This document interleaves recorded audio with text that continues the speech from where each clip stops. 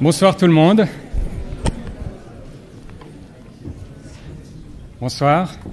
Bienvenue à la conférence de Jürg Gonzett. Monsieur Gonzett, bienvenue à l'EPFL. Merci beaucoup de votre présence. C'est une conférence ce soir qui est organisée par le groupe ingénieurs de l'ICA, les alumni à Cube de l'EPFL et Archizoom.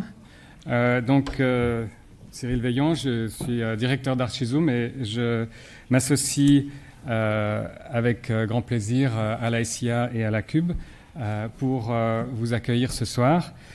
Merci particulièrement à Sandra Guccio qui nous a fait cette proposition et cette invitation et à Nicole Schick de l'ICA qui a co-organisé l'événement.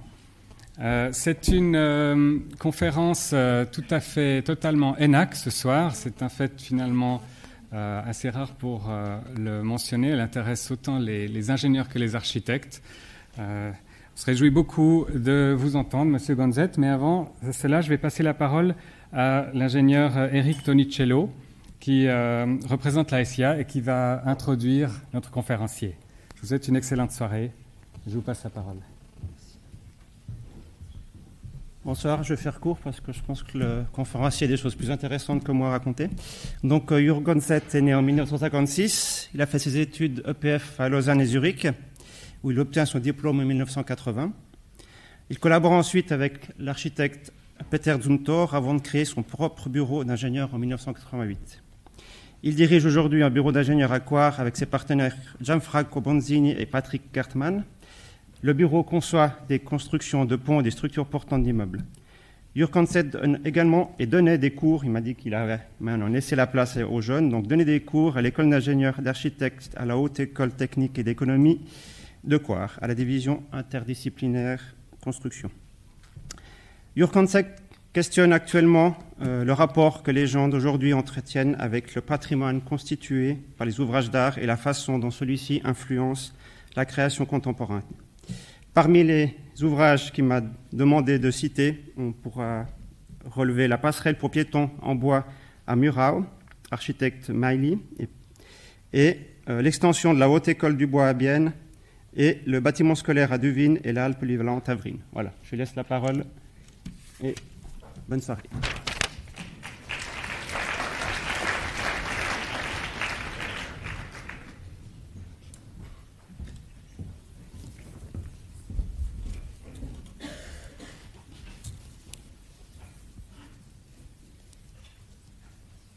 Bonsoir.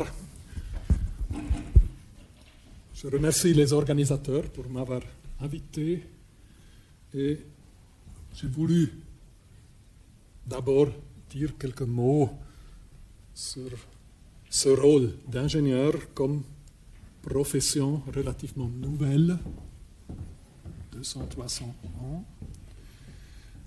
Et l'ingénieur comme part de cette idée de la modernité qui est basé sur la raison, l'ingénieur qui n'a comme seul outil de sa profession sa raison,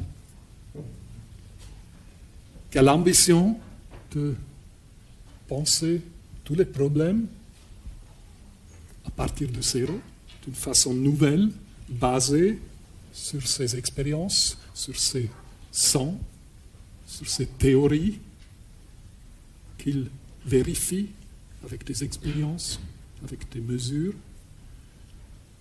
Et je constate que pour moi, les projets qui me fascinent sont toujours les projets où cette démarche rationnelle est très forte, là où il s'agit d'une synthèse entre différentes pensées. Alors c'est une chose assez intellectuelle et je suis en train de vous montrer quelques exemples pour ça. Je commence avec M. Schweidler, qui est exemplaire pour un ingénieur moderne. Et puis, je vous présente quelques projets de notre bureau.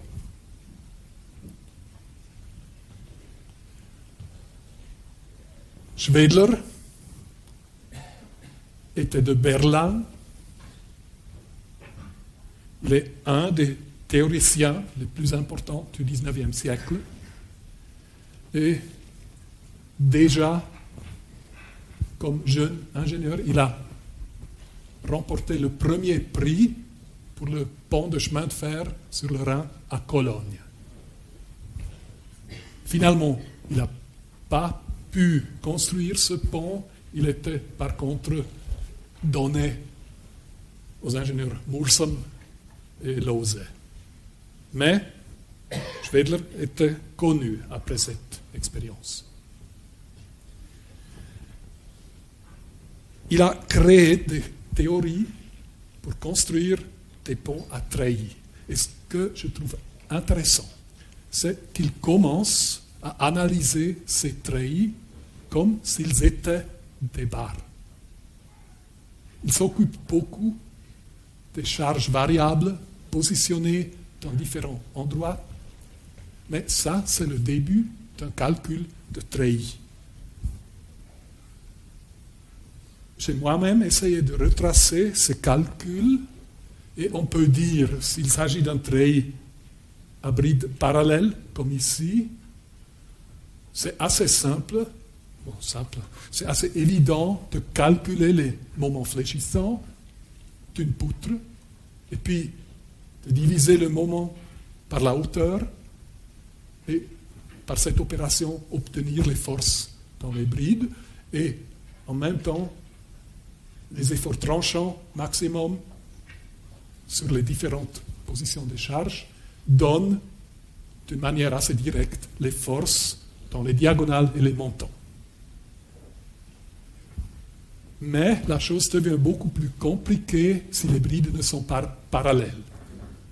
Là, toujours, vous pouvez dire les forces dans les membrures supérieures et inférieures sont les moments divisés par la hauteur, mais comme cette force est inclinée, elle participe à la résistance à l'effort tranchant. Comme ça, ce n'est pas très bien clair où est la position des charges qui donne la force maximale, parce que les deux moments et efforts tranchants dépendent mutuellement. Et c'est un problème qui occupe Schwedler parmi les prochains 10 ans après 1850. Et pour moi, c'était très, je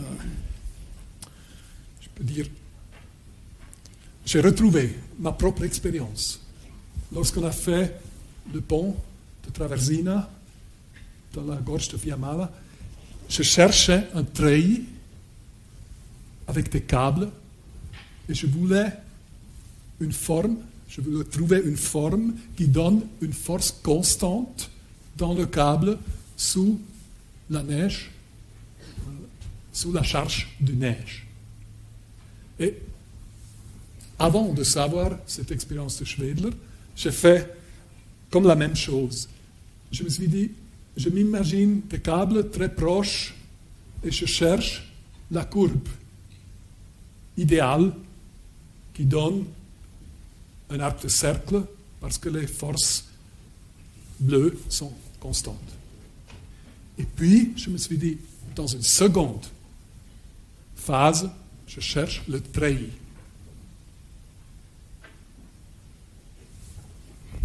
J'ai essayé différents numéros de champs dans le treillis. Finalement, on a 17 secteurs, mais on a commencé avec 12, 22. On a tout ce système comparé pour trouver le mieux. Il était intéressant lorsque j'ai fait cette analyse graphiquement. Et après, je suis allé à l'ordinateur, et puis la force n'était pas constante. J'ai fait une erreur, mais il fallait un certain temps pour trouver la raison, mais c'est que ces diagonales, chacune a une petite composante en direction du câble principal. Et bien sûr, avec ce modèle, je n'ai pas tenu compte de ces petites déviations. Alors, après, j'ai corrigé la position du câble jusqu'à 1 mètre, c'est pas rien, pour vraiment trouver la force constante sur la charge de neige. Mais ce processus itératif, je trouve que c'est très typique pour l'ingénieur qui doit construire quelque chose. Et Schwedler était un constructeur. Par contre, Kuhlmann, comme créateur de la statique en même temps que Schwedler, Kuhlmann est le scientiste, je trouve. On peut discuter ça, mais Kuhlmann donne toujours, non pas toujours, mais donne souvent des exemples qui sont un peu généralisés. Il veut tout de suite montrer sa théorie dans le mode le plus général possible. Et je trouve que ça, c'est la différence marquée entre ces deux personnages. À partir de ces raisonnements sur le trait optimum, Schwedler a construit des traits paraboliques. Par exemple, ce pont Brahe, avec des paraboles et des diagonales qui sont sollicitées assez faiblement. C'est un système très économique à l'époque. Il a trouvé des règles très spéciales. Par exemple, la force dans les diagonales. Les forces sont nulles si la charge est répartie sur toute la longueur. Mais si vous avez une charge partielle, Schwedler dit, la force maximale dans toutes les diagonales est proportionnelle à la longueur de la diagonale. Le premier pont de la Traversina que j'ai construit dans la Fiammara est exactement ce système. Et si j'avais su cette règle, j'aurais économisé beaucoup de papier. J'adore cette capacité de synthèse que Schwedler avait. Ce n'est pas du tout évident pour moi. Mais j'ai essayé, j'ai pu prouver ça d'une façon évidente, d'une façon transparente, que c'est juste cette règle, mais ce n'est pas une règle triviale qu'on voit tout de suite.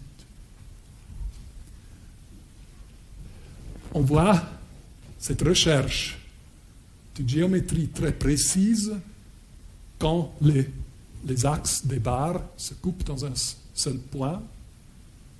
Ici, dans ce pont Brahe, il utilise même des rotules pour fixer les diagonales et les montants.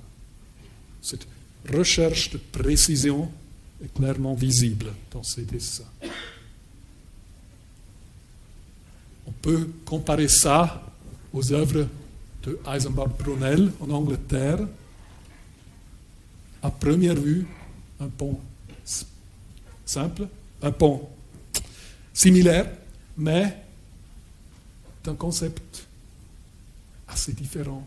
Parce que là, on a à peu près les mêmes dimensions élancées dans tous les membres ici.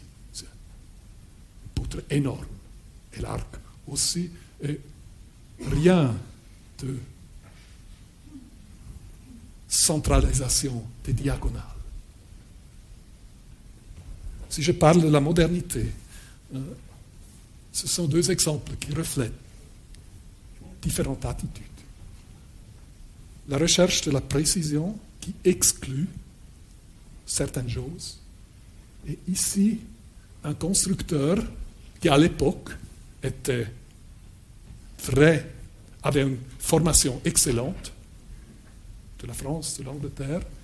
On ne peut pas dire qu'il n'était pas un théoricien, mais il construit d'une façon différente. Il ne veut pas se soumettre à la théorie, peut-être. Une chose très fascinante, ce sont comme les deux faces de cette époque. Vous voyez, les cales pour régler les tolérances.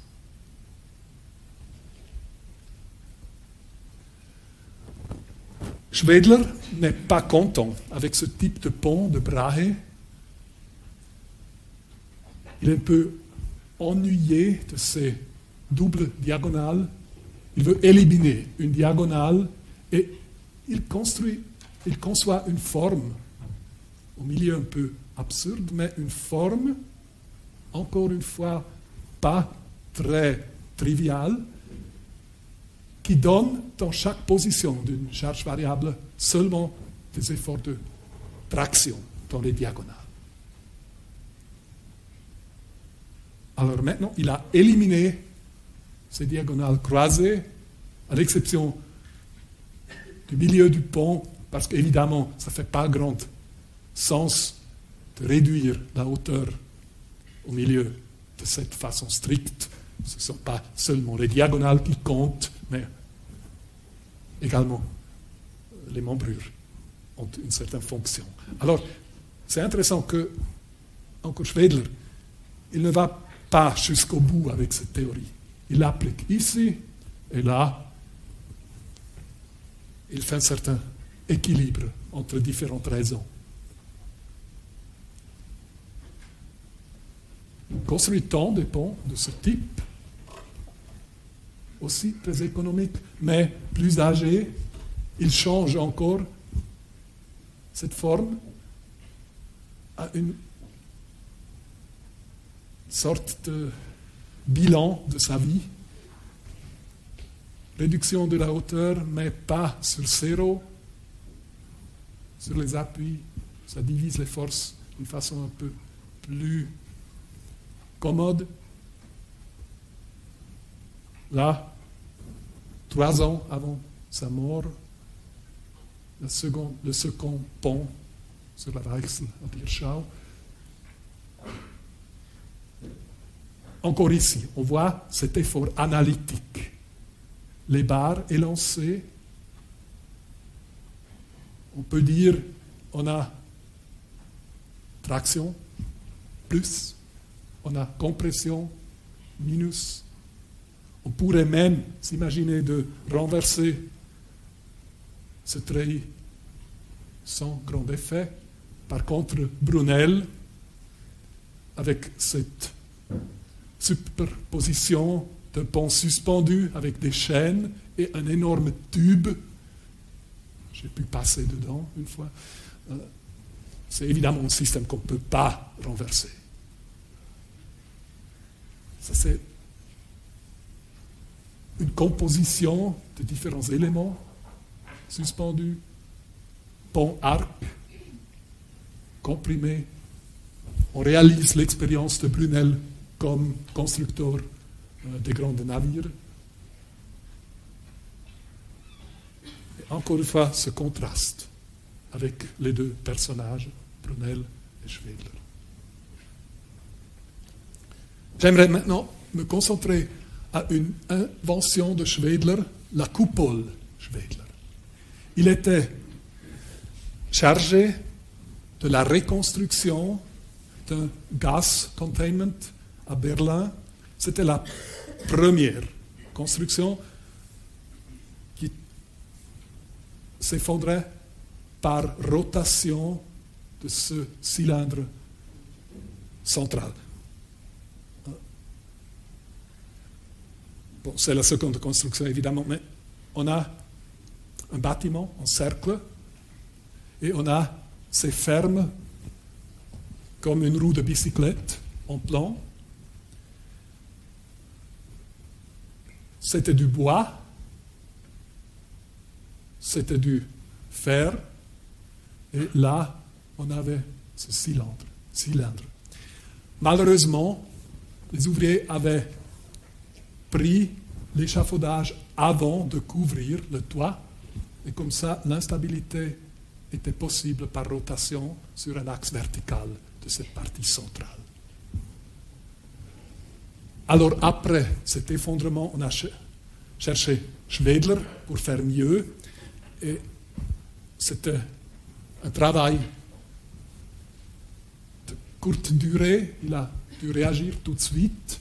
Il a maintenu cet arrangement des fermes, mais il les a fait entièrement en fer et il a appliqué le système du pont Brahe qui était conçu peu avant. Il a fait une lanterne avec un treillis et puis il s'est dit pour des raisons constructives, c'est pas bien d'avoir trop de nœuds ici dans l'anneau intérieur, alors chaque seconde ferme, je divise en deux pour réduire le nombre des attachements dans ce cercle. On comprend bien cela.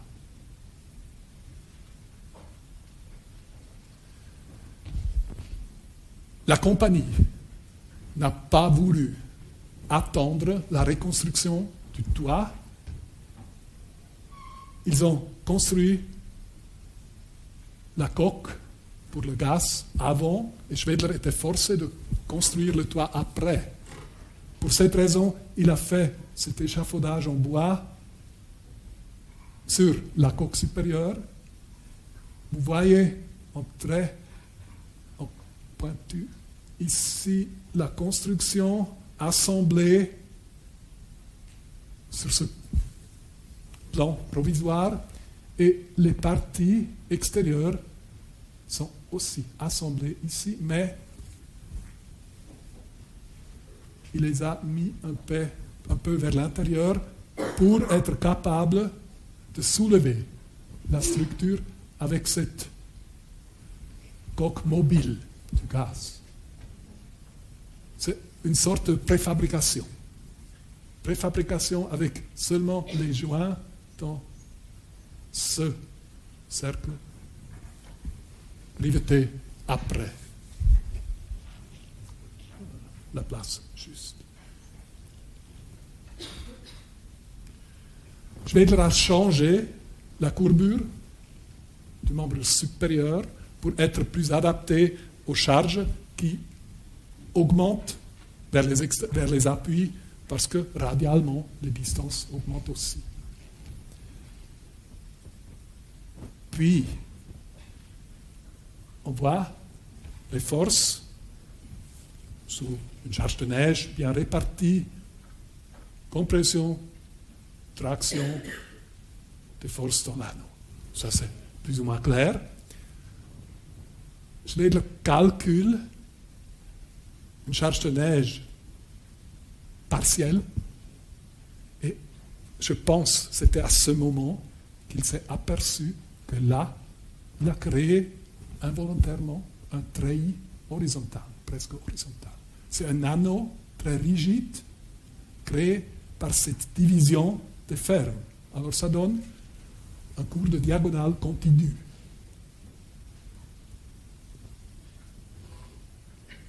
Il crée les déformations elliptiques de cet anneau central qui sont repris par ce trait. Et comme j'ai dit, il a dû concevoir cette structure dans un temps très court. Je m'imagine qu'après, il se met à réfléchir, qu'est-ce que j'ai fait ici? Qu'est-ce que je peux améliorer? Et puis, à un certain moment, il doit être venu sur l'idée de continuer ce système de treillis sur toute la coupole et éliminer ces diagonales pas très importantes, simplifier ce noyau, cette structure spatiale des anneaux centrales. Et il se dit, si je fais un seul anneau à l'extérieur de la coupole, sur tous les appuis, il me faut exactement le volume égal à tous ces barres croisées. Ce sont deux structures égales concernant le besoin des matériaux. Mais, comme cet anneau est beaucoup plus simple à construire que les barres tendues qui se croisent au centre, l'idée d'éliminer les barres tendues et de créer cet anneau beaucoup plus rationnel.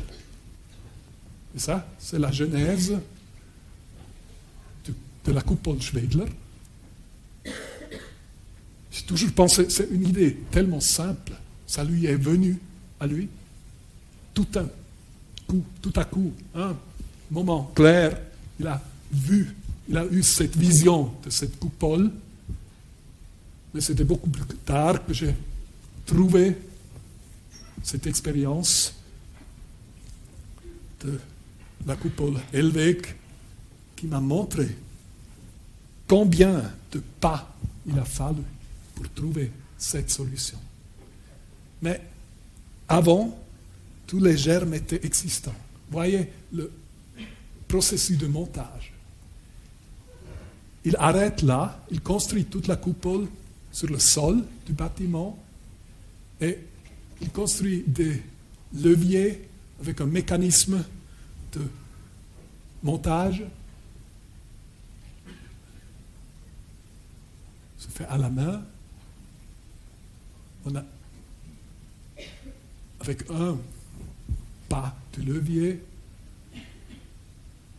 on met peut-être 5 cm, on échange ces boulons et tout à coup, on assemble la structure. Tous ces éléments qui sont assemblés d'une clarté énorme dans ces structures proviennent du prototype Al-Hellweg. Ce sont des éléments statiques, ce sont des éléments constructifs, les nœuds simplifiés, des éléments de montage qui se joignent dans cette conception absolument moderne. C'est la première coque.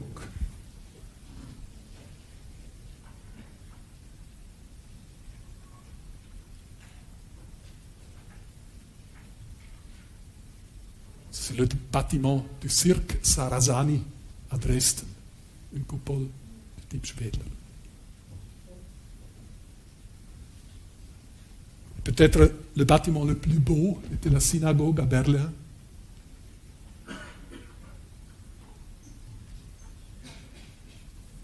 La coupole Schwedler, qui donne la possibilité de créer des formes très librement, mais aussi des structures absolument fascinantes du nef.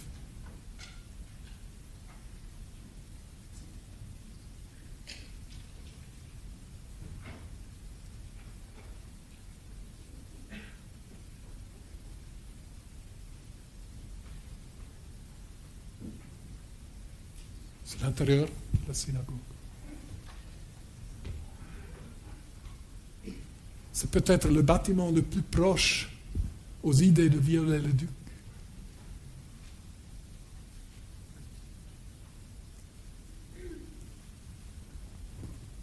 Et c'est une histoire très triste que, après les bombardements de la Seconde Guerre mondiale, la synagogue était dans cet état à l'année 1958, plus de 10 ans après la guerre. Et là, on l'a démolie pour des raisons de sécurité. C'est une perte très grave.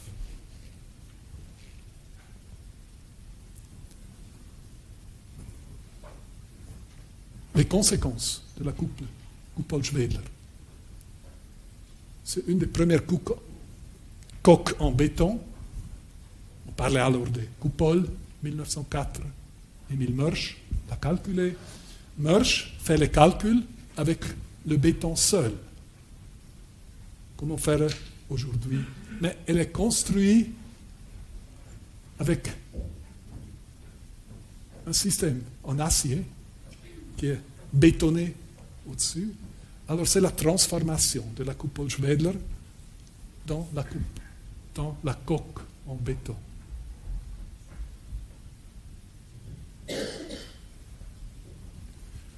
Je passe un exemple, c'est un espace pour les anthropoïdes au jardin zoologique de Bâle. Et ce bâtiment très intéressant, construit par un artiste, Kurt Brecker, en collaboration avec l'ingénieur Heinz Hosdorf. L'artiste se dit, je ne veux jamais avoir une confrontation directe entre les hommes et les anthropoïdes. Comme ça, il a créé ces angles de 60 degrés.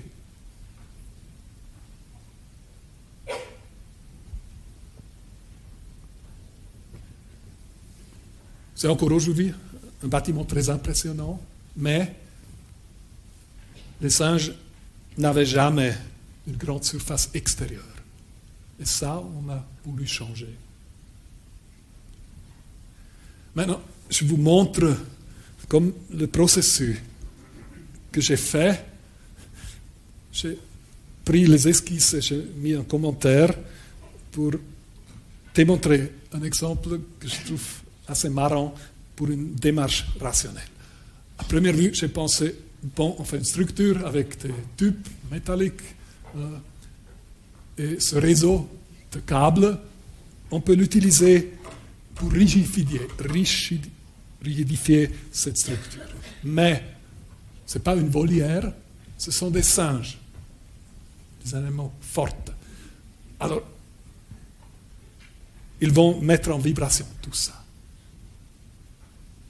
Puis on fait des diagonales, c'est plus rigide. Mais ça ne satisfait pas. Peut-être une échelle plus grande, des poteaux et des poutres.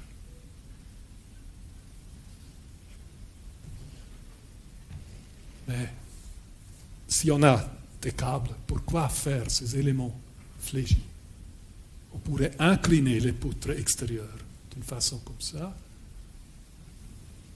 Et puis à ce moment, je me suis dit, pourquoi faire les poutres?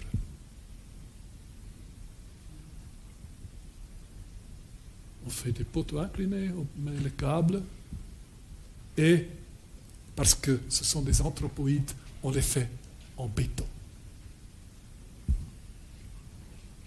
En béton parce que c'est plus rigide, et peut-être c'est plus agréable pour les singes.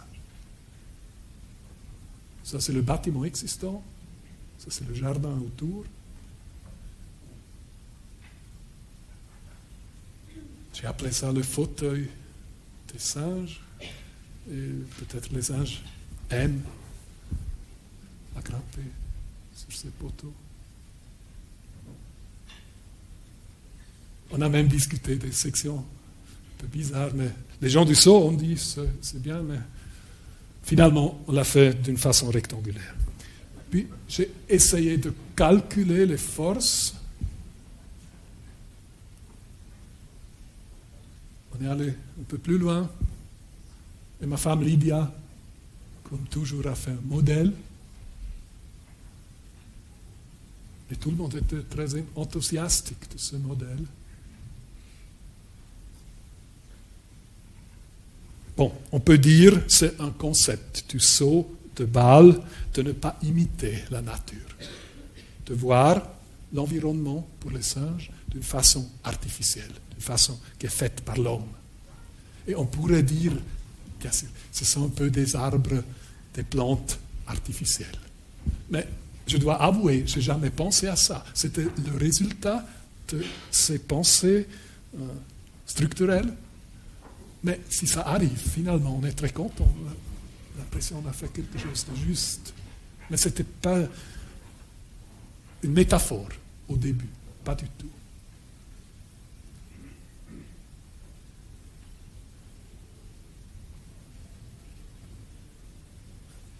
Et maintenant, c'est en construction. Le directeur du Sceau a appelé les tridigits. Et un de ces digits est préfabriqué à l'usine. On voit un tube en acier, les oreilles pour fixer le câble, le bétonnage.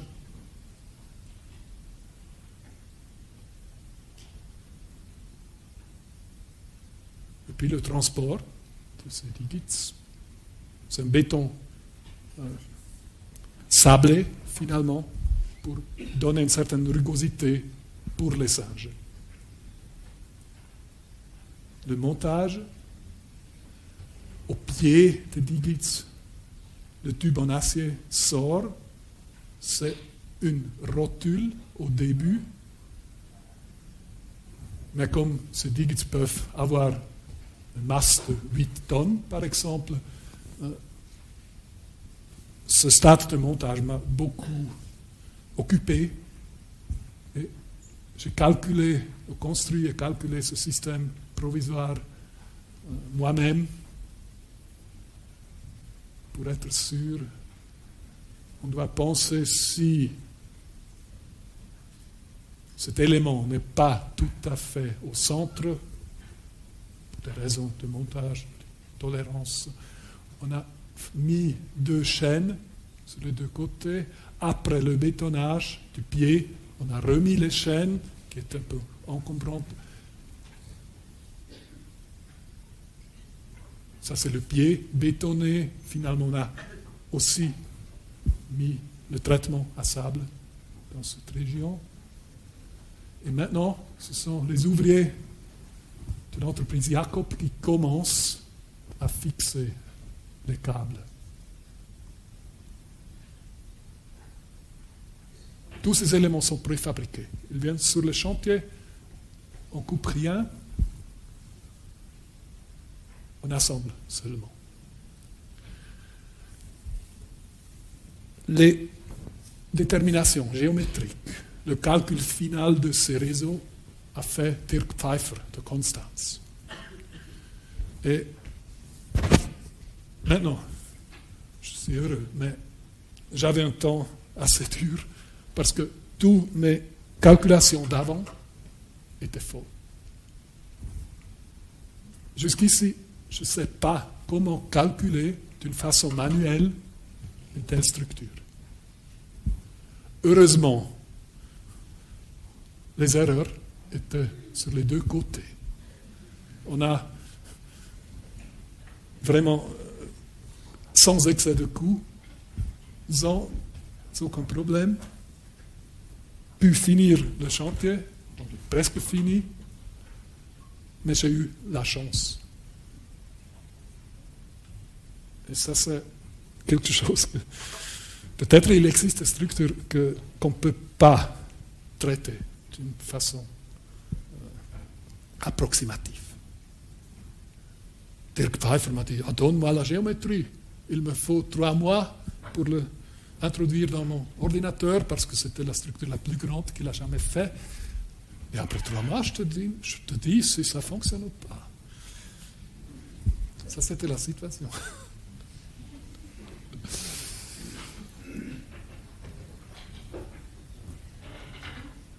À un certain moment, j'ai introduit des câbles droites entre ces têtes de pylônes, parce que ça, c'était un système rigide.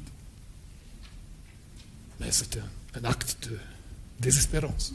Imaginez-vous comme ces points résultent si on a le nombre double de câbles. Ça aurait été une structure absurde.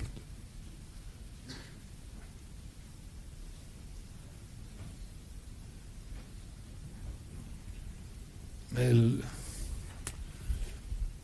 c'est bien maintenant, d'une façon assez relaxée, de regarder comme ça, c'est fini.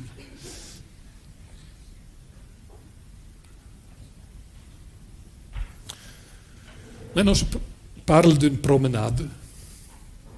J'étais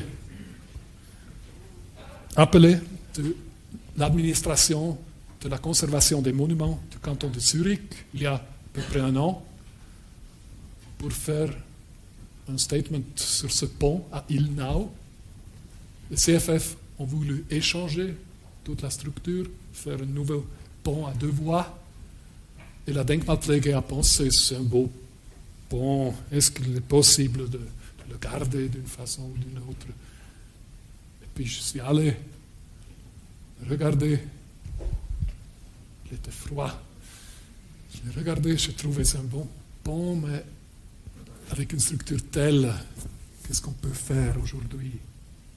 Qu'est-ce que je dois écrire? Je dis, je ne suis pas capable d'écrire quelque chose de raisonnable, mais non, j'avais le devoir de le faire. Puis, une semaine plus tard, je me suis dit, il faut faire une promenade le long de toute cette ligne de chemin de fer. Et j'ai commencé à Efretikon. Je suis allé jusqu'à Hinwil en 2 jours, pour regarder, pour me donner une image de l'ensemble de cette ligne de chemin de fer qui a été construite en 1872. Et comme c'était à l'époque une région industrialisée, mais pas tellement en expansion, beaucoup de choses sont jusqu'ici, à l'état de 1872. Mais maintenant, ça c'est l'agglomération de Zurich. Beaucoup changera. À Efretikon, j'étais vraiment étonné de ce pont. Je dois dire, je n'ai jamais vu un pont comme ça. Parce que, regardez, les axes du treillis sont radiales. Ça, c'est très spécial. Un treillis a 3 fermes aussi. Ça, c'est un fait. Très bizarre un peu. J'ai recherché le fameux pont de Telford en Écosse. Mais c'est une autre chose. C'est un arc très fort avec ses poteaux, on peut dire un peu architectural peut-être. Ici, on a les axes verticaux. Mais ce n'est pas un vrai treillis. C'est le concept assez conservatif d'un arc fort, comme avec des pierres, quelque chose en dessus. Un vieux treillis près de Bâle, un des plus vieux ponts de chemin de fer. Mais ça, c'est un treillis régulier avec des triangles.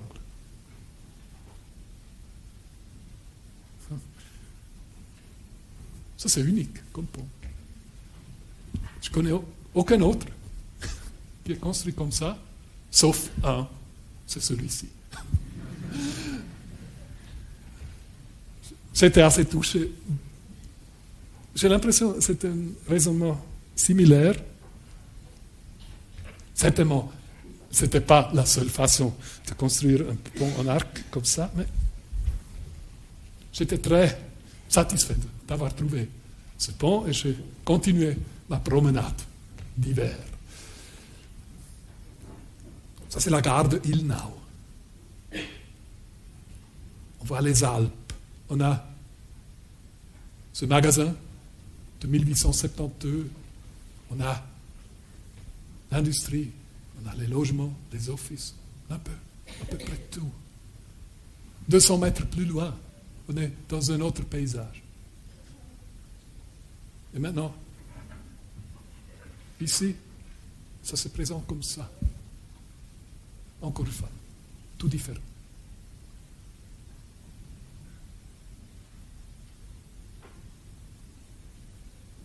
Puis, ce passage inférieur, c'est comme un archétype de pont. J'étais absolument fasciné. C'est parfait comme structure.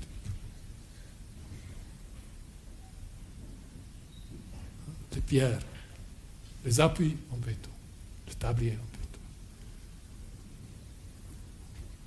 Très très beau. À Kempten, un autre passage inférieur. Remarquez cette géométrie. Un pont en biais, mais la direction des poutres principales est reprise par les culées.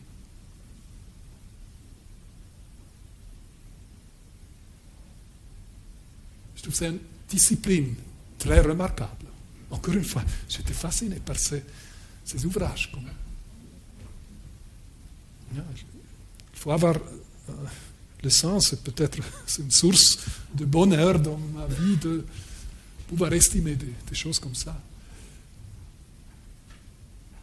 Un autre pont un type similaire.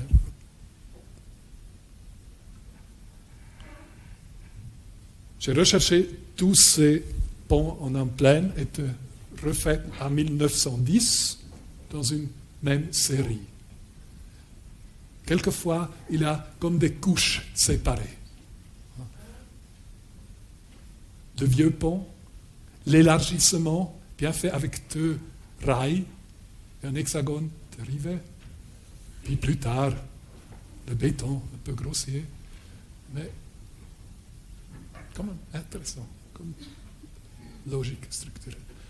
Un pont un peu abandonné pour une usine d'industrie. Et encore une fois, c'était marrant, parce que c'est la même chose qu'ici. Alors, il y a une série de types qui peut-être ne changent tant dans les œuvres des ingénieurs. Juste une remarque, là. C'est la pierre locale. Et bien sûr, la pierre est portante. Un jour, quelqu'un m'a demandé, est-ce que c'est juste que j'interprète ces carreaux comme couvercles des cales en béton qui sont à l'intérieur de la structure? Et je dis, c'est juste. C'est une structure mixte en béton et pierre. Et le béton est suspendu par ces cales à l'arc en pierre qui est tendu horizontalement par la précontrainte du tablier. Et là, il y a ces détails de dents de scie qui relient les pierres au béton. Quelquefois, on m'a reproché une structure un peu extravagante. Bon, ça peut être le cas, mais je tiens que c'est une structure absolument rationnelle dès qu'on accepte le concept de construire un pont en pierre naturelle avec cette section en auge. J'ai recherché longtemps pour trouver la solution la plus simple, la solution construite de la manière la plus correcte, commencer avec des barres précontraintes qui relient la pierre et le béton. Et c'est absolument pas la chose juste. On a ressenti. Alors maintenant, on n'a que du béton et de la pierre. Et à l'intérieur du béton, la précontrainte et l'armature. Alors je dirais dans un sens général, ça, c'est une structure moderne dans l'esprit des ingénieurs qui construisent des choses. Alors, retour à la ligne de chemin de fer. Ça, c'est le pont Wildbach à Wetzikon. Différents types de pierres. Grande pierre ici, un peu moins soignée les autres. Ça m'a rappelé le pilier du pont de Ilmenau. Quelques dégâts, mais après 140 ans, c'est pas grave. Je suis retourné sur mon objet, là, c'est le petit pont. Alors, industrie. Les maisons colorées, bien sûr, ça c'est les années 2010. Les fermes, les silos, l'église. Un paysage comme un collage. La vue rurale, la vue industrielle de ce pont.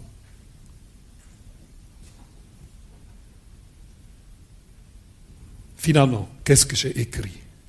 Je me suis dit, c'est un paysage comme collage, ça peut être aussi un pont comme un collage. On peut remplacer la superstructure s'il est nécessaire, mais s'il vous plaît, gardez ce pilier. Ce n'est pas si trivial parce que les CFF ont dit on veut créer un ouvrage homogène pour des raisons esthétiques peut-être. encore une fois, où avez-vous vu ce numérotage des pierres? C'est unique. Peut-être je ne le connais pas. Donc, mais c'est le seul pont avec un pilier avec des pierres numérotées que je connais. Bon, tout le monde était d'accord et les gens du CFF étaient en train d'être convaincus. Mais maintenant, ce beau pilier sera détruit parce que le canton, l'Office des routes, a décidé de créer une bande pour les cyclistes.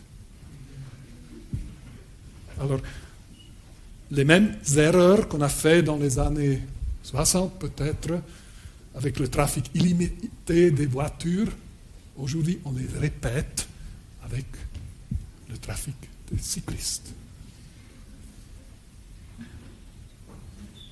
Alors, je finis avec deux exemples, la collaboration architecte-ingénieur et la collaboration artiste-ingénieur. Ça, c'est le tribunal fédéral à Saint-Gall. On ne peut pas dire c'est un tour, mais ce sont 13 étages avec des offices. C'est le plan principal. Et à l'intérieur, on a comme des zones publiques.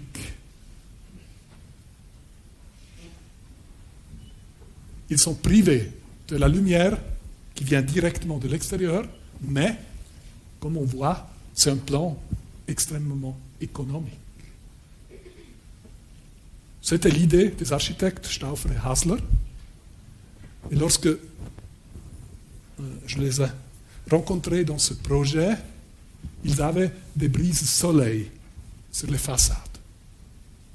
Et je dis, pourquoi pas faire les brises soleil en béton et les faire comme élément porteur. Ça libère les espaces intérieurs. Et ça on a fait. Les colonnes à l'extérieur, colonnes porteuses et brise-soleil en même temps.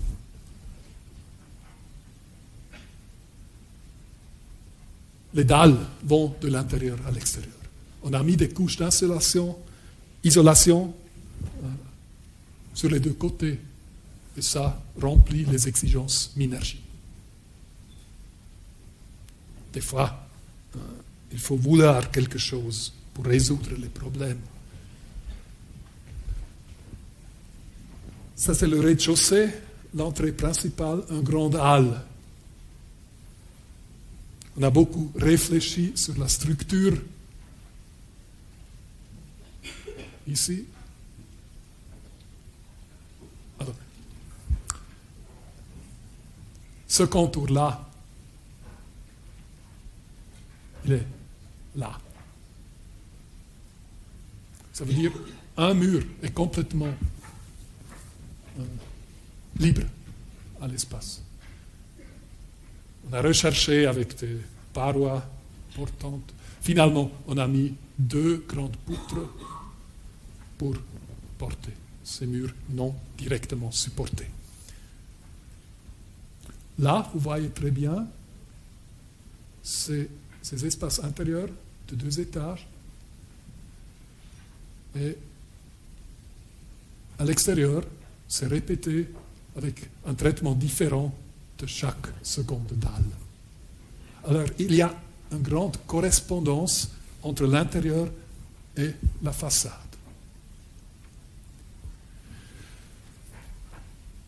On nous a donné l'avant-projet et le Bauprojekt, mais pour des raisons de soumission, on a dû faire des offres d'ingénieurs.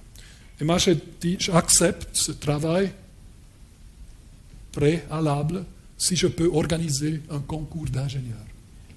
Alors, moi, j'ai calculé toutes les dimensions du béton et après, on a organisé un concours entre 10 bureaux d'ingénieurs pour proposer les armatures et les précontraintes. C'était une expérience nouvelle pour moi. On peut dire que c'est un peu système école, de donner aux collègues les dimensions et dire faites l'armature, faites la précontrainte. Mais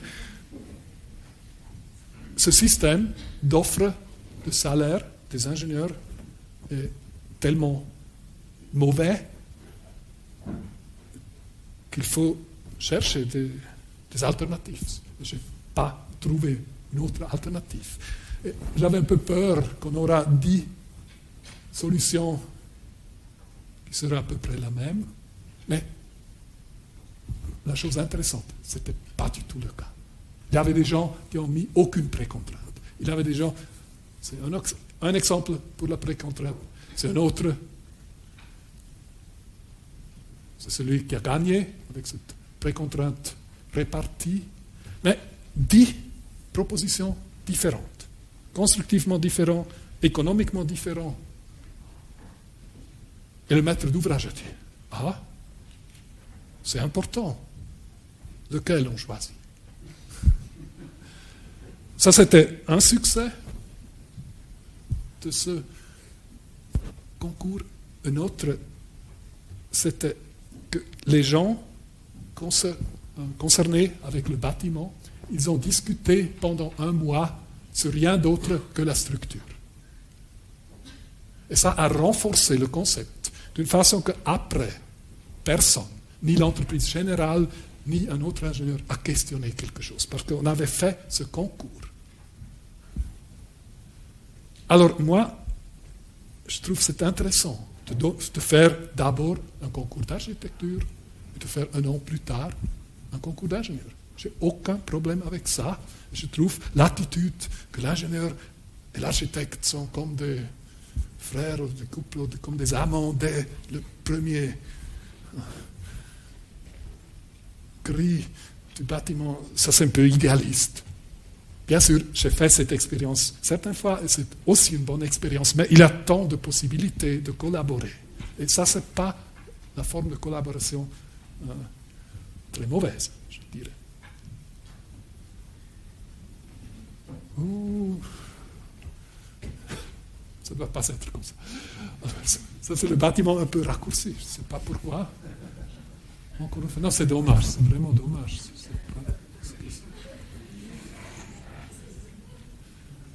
Oh non, ça c'est... Moi je le connais, mais vous pas.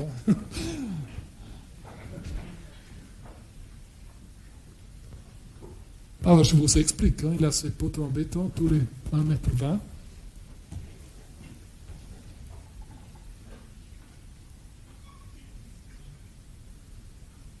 C'est le hall principal, mais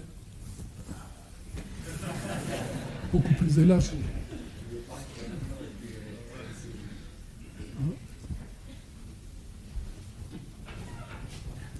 Je continue et après, quelqu'un peut essayer de le faire. Le bâtiment n'est pas ouvert encore, alors.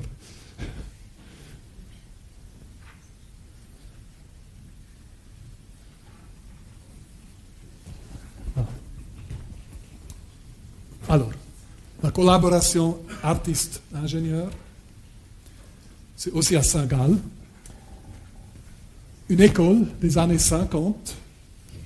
Il s'agit de ce bâtiment ici, 2 dalles en béton, des parois en briques, mais tous les parois ont la même direction. Il n'y a aucun paroi au sens longitudinal. Alors il fallait faire quelque chose contre les effets sismiques, même les effets du vent auraient été critiques selon les normes. Et la ville de Saint-Gall a décidé d'inviter 3 pairs d'artistes et ingénieurs pour faire des propos.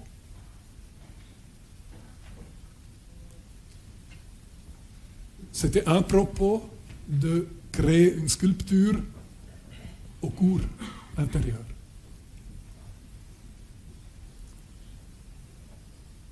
Ce second propos aussi une sculpture dans le cours intérieur. C'est la fondation, très lourde pour stabiliser le bâtiment. Et puis, lorsque moi, je suis allé, au début, j'étais un peu gêné.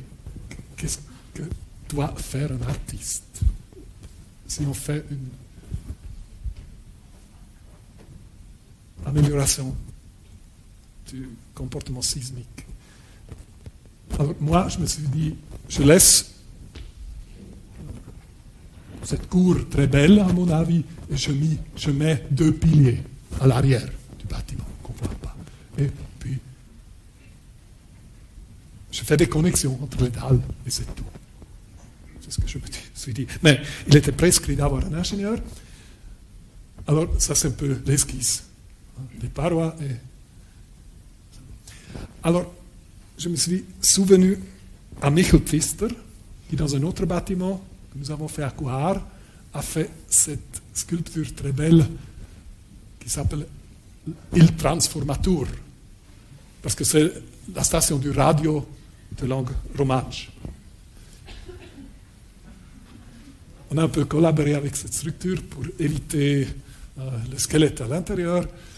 Et j'aime vraiment bien ce truc. Alors, j'ai téléphoné à Michel Pfister et dit, je dois avoir un artiste pour une collaboration antisismique, mais en fait, je sais ce que je veux, je te le montre. Et puis, c'était pas si simple que ça, parce que Michel a dit, regarde, je te fais un modèle, fais quelque chose comme ça, en fonte, pour fixer ces dalles.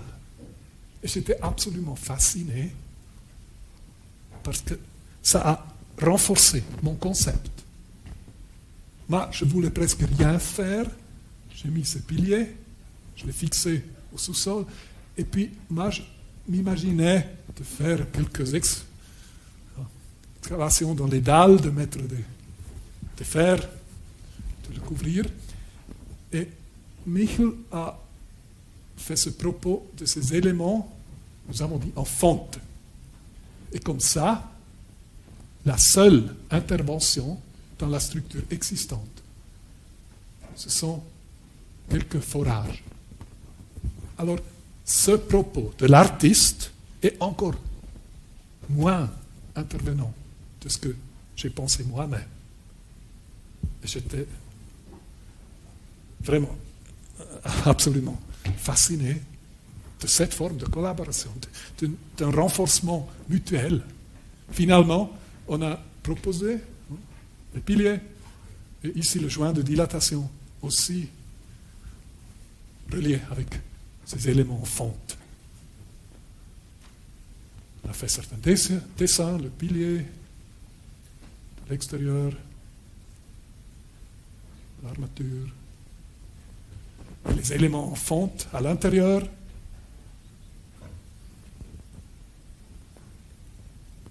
Il y avait ce plancher, il fallait faire quelques cylindres. Et pour expliquer ça, ce n'est pas qu'on les joint au mur, mais ce sont des joints entre les éléments. Les murs n'interviennent pas dans la stabilité. Ce ne serait pas possible.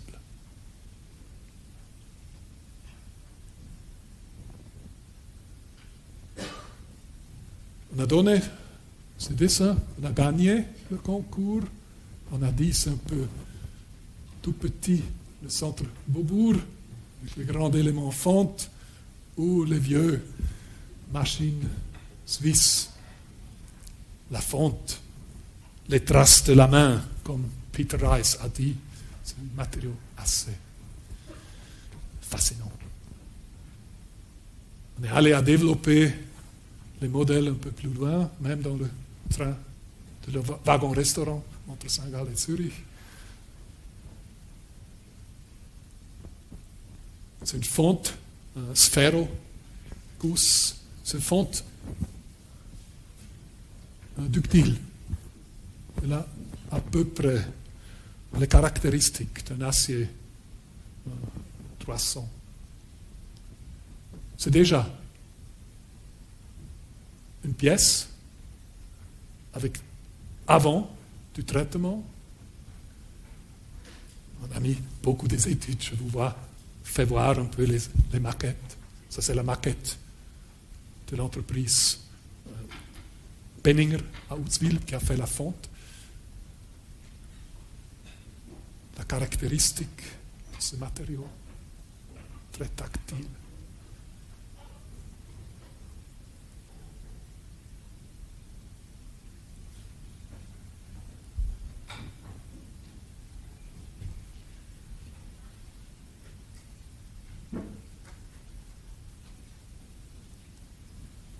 Et puis, les éléments dans la position finale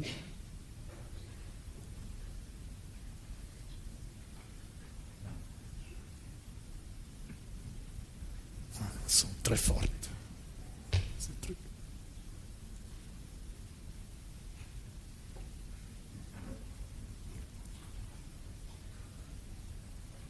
Je finis à montrer vous certaines images.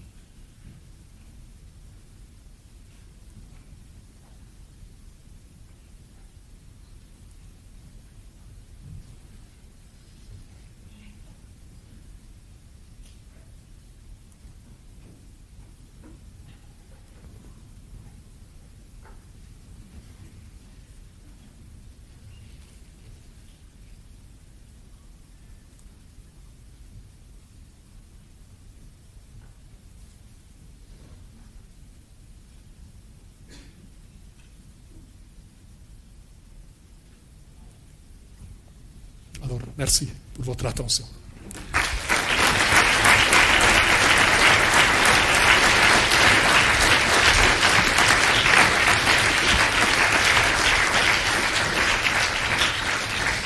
Merci beaucoup. Si vous êtes d'accord, on peut peut-être vous pouvez répondre à quelques éventuelles questions. Est-ce que quelqu'un a une question ? Moi, j'ai juste une question par rapport à ce que vous venez de présenter. C'est effectivement une très belle pièce, mais je n'ai pas tout à fait compris son utilité antisismique, parce que si le mur s'écroule, à quoi elles servent, les pièces ? Non, tous les dalles sont fixés sur ces deux piliers par les pièces. Ça, c'est la fonction des pièces en fonte. De relier les dalles entre eux et de les fixer à ces piliers extérieurs qui sont dimensionnés sur les efforts du sisme. Les murs, maintenant, sont tenus par les dalles et le toit qui est également en béton. C'est comme deux dalles.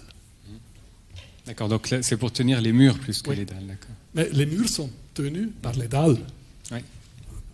Un peu directement, mais ce n'est pas principalement que relie les dalles au mur, comme on pourrait penser si on voit les pièces. Mais c'est l'interaction avec les pièces ou de la pièce à l'extérieur qui donne la stabilité, principalement.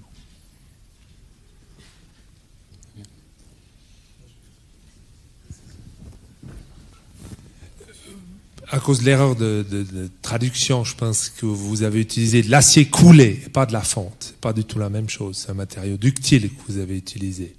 Dans ce cas-là, la même chose qu'au Centre Georges Pompidou. Mais fonte, c'est Guss. Oui, En allemand. mais Gussstahl, nicht Gusseisen. Gussstahl, bon, on l'appelle Sphéroguss. Alors, en allemand, c'est coulé, juste. Alors, je pense que vous avez raison. C'est ductile, autrement ça ne serait pas très bien adapté aussi. Effet sismique.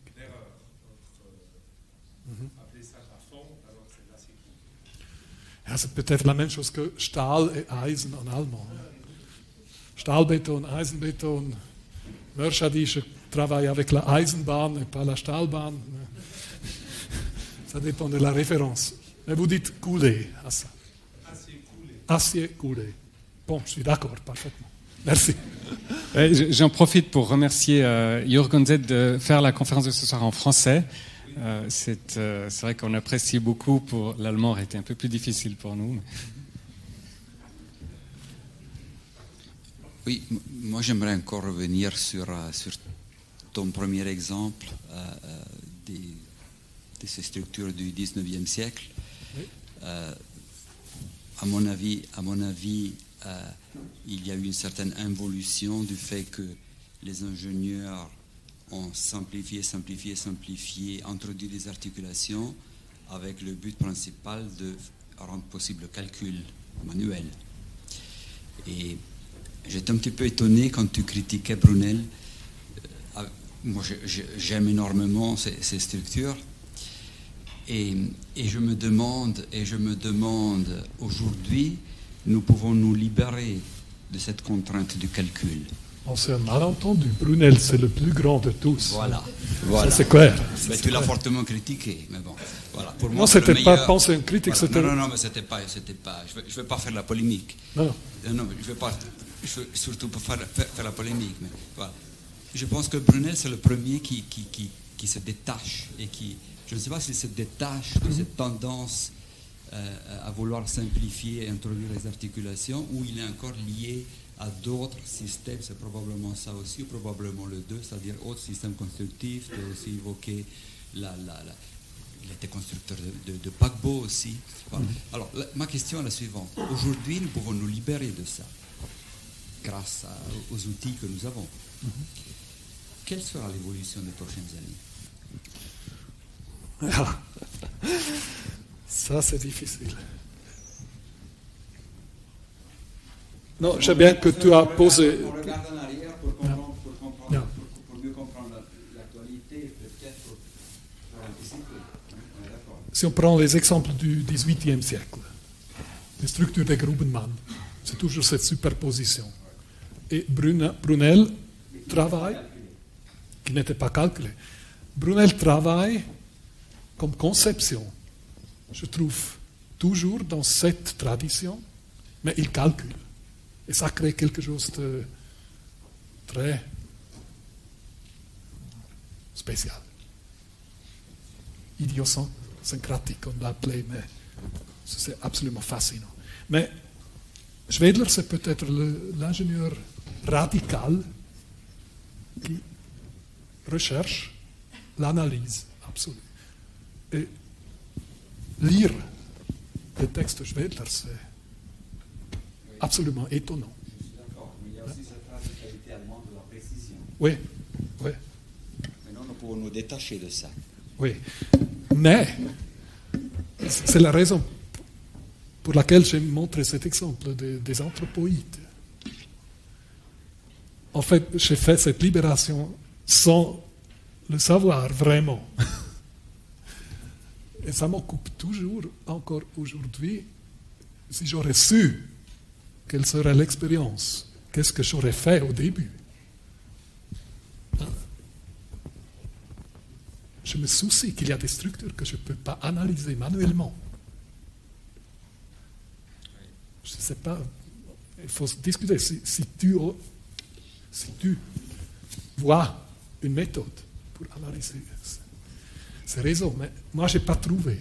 Et peut-être on peut dire que c'est une forme de libération structurelle, mais pour moi, dès que je ne peux plus faire un calcul approximatif, une itération qui donne une certaine précision à un projet, je me sens vraiment un peu perdu.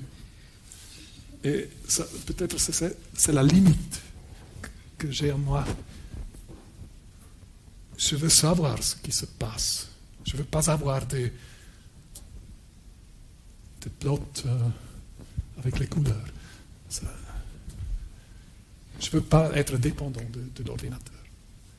On est 100% d'accord, c'est-à-dire le calcul automatique ne remplace pas le calcul manuel, ça t'en aide. Et un autre exemple, c'est le calcul des coques. Avec un calcul manuel, tu ne vas pas très loin si tu ne te fais pas aider par un calcul automatique. Mais si tu travailles avec les deux, tu vas très loin. C'est dans ce sens que je dis, ce n'est surtout pas un outil qui remplace l'autre, c'est un outil qui complète l'autre. Mais nous pouvons tout de même aller beaucoup plus loin. Mais qu'est-ce que tu veux aller plus loin? Aujourd'hui, on voit ces structures libres. Je les trouve ennuyeux. Quel est le problème intellectuel qui est derrière ces structures? Nous tous connaissons des exemples, je pense, assez bien. Ça ne satisfait pas. c'est peut-être beau, mais l'ingénieur ne vit pas de la beauté. La beauté. Mais moi, je pense que nous pouvons retourner à Brunel. J'ai Par écouté. exemple, il y a cette théorie de Polanyi que tu connais très bien, du treillis qui remplace la poutre sous-tendue, parce qu'il était plus facile à calculer. Et moi, je dois avouer, dans certains cas, je préfère la poutre sous-tendue. Nous devrions retourner là. Oui. C'est un exemple classique. Oui, mais parlons pas seulement de la statique. J'ai entendu une conférence d'un ingénieur allemand qui a dit « Nous n'avons plus de problème de tolérance. Nous pouvons couper toutes les pièces en acier d'une façon tellement précise que la question des tolérances ne se pose plus. » Qu'est-ce que j'ai étudié toute ma vie?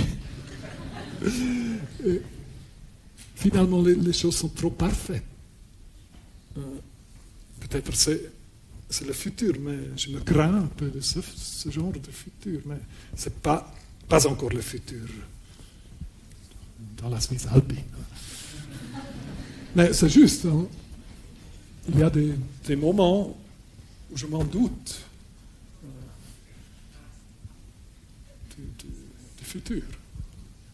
Je ne sais pas. J'espère que toujours il y aura des choses un peu spéciales qu'on peut faire soi-même, qu'on peut discuter avec les entrepreneurs.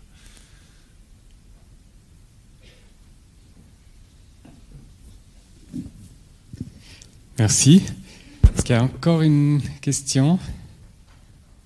Si ce n'est pas le cas, je vous invite pour terminer la soirée à un apéritif qui va être servi, une verrée, dans l'exposition Archizoom. Donc il suffit de traverser le hall au même étage. Merci encore beaucoup pour votre intervention.